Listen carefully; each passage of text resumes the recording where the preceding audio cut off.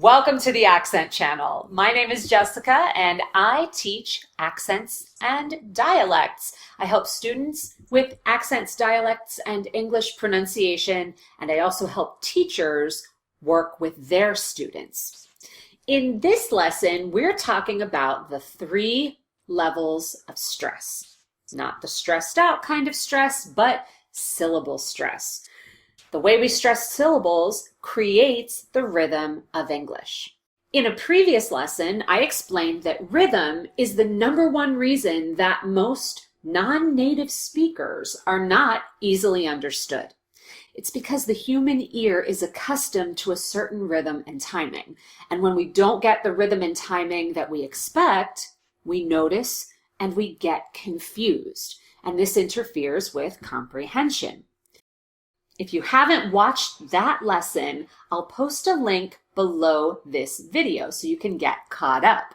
But if you have watched that lesson, we're going to build on the information that we've already covered.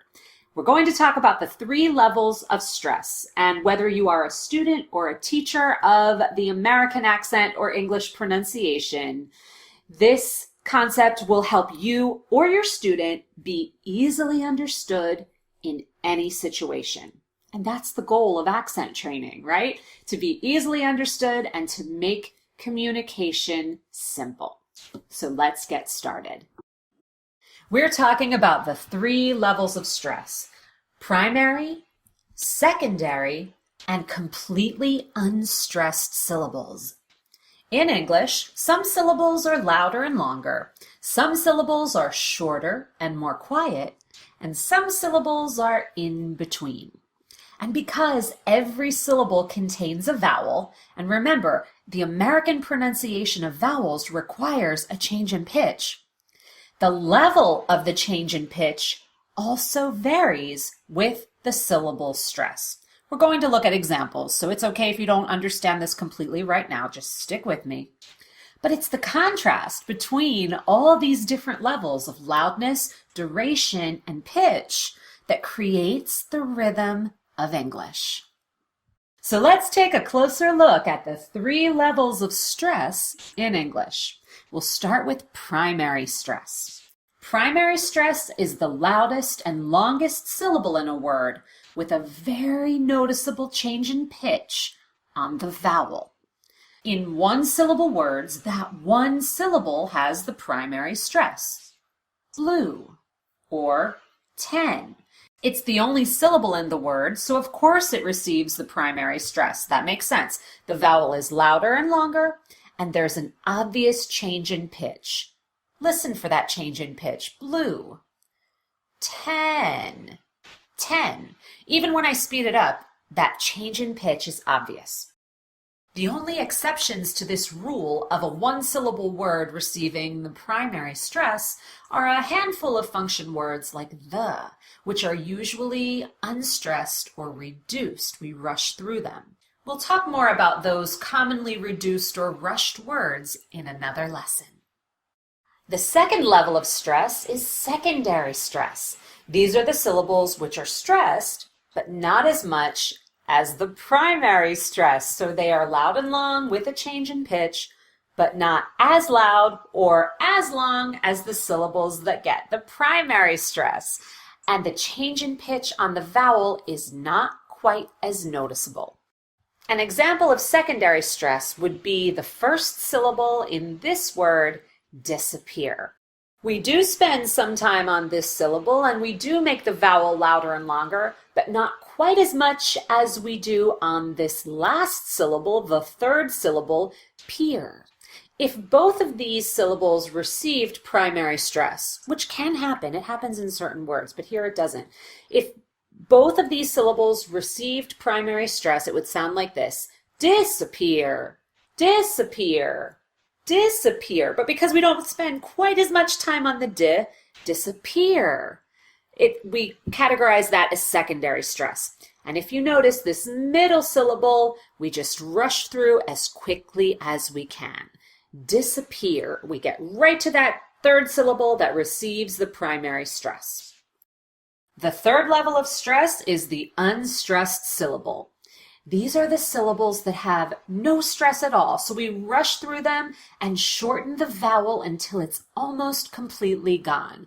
I often tell my students to just cut the vowel, pretend like it's not there at all, even though it is there, but that the idea of cutting the vowel seems to work.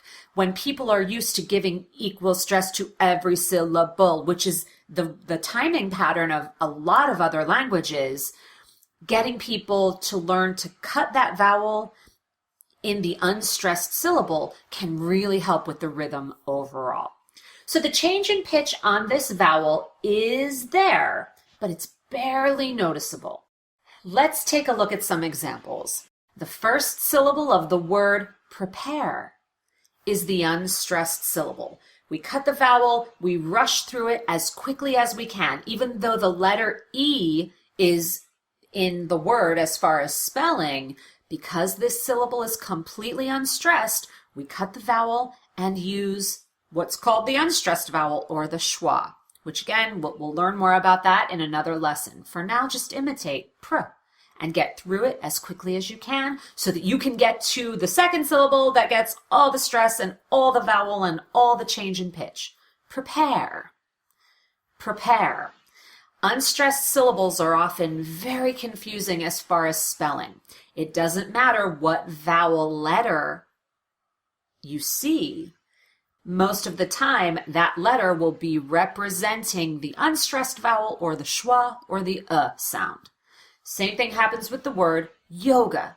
The second syllable is unstressed. We replace the letter A with the unstressed vowel, the sound, and we get away from that syllable as quickly as we can. Yoga. Yoga. In my Accent Reboot program, we learn all about unstressed syllables and where to use them and which letters represent them. And this really is the key to mastering the American accent. So if you're interested in learning more about unstressed syllables and syllable stress overall, and if you want more practice, you can join me there in the Accent Reboot program when enrollment is open. Just go to theaccentchannel.com to get all the details. Now that we know all three levels of stress, let's take a look at two examples of words that contain all three levels. This is the way I write out syllable stress for my students. The bold capital letters represent the primary stress, or our first level of stress, as you see here. The capital letters but regular font represent the secondary stress, or level 2. And the lowercase letters represent the unstressed syllables, or those words that you cut, reduce, or rush through. That's stress level 3. Now let's take a look at the difference between levels 1 and 2, or the primary and secondary stress first. You have to linger on both syllables, yes. But for the syllable right here, this syllable with the primary stress, you have to linger a little bit more. You have to make the vowel just a little bit longer, and that change in pitch has to be just a little more obvious. So listen as I say both of the words slowly, and I want you to imitate exactly what I do. Find a really big change in pitch on the strongest syllable, or the syllable with the primary stress. Make it so exaggerated that you feel uncomfortable. This is not the way I want you to say it in a regular conversation. We're going to work up to that. But I want you to get comfortable with exaggerating the strongest syllable. Make it louder, longer, with an obvious change in pitch. Geography.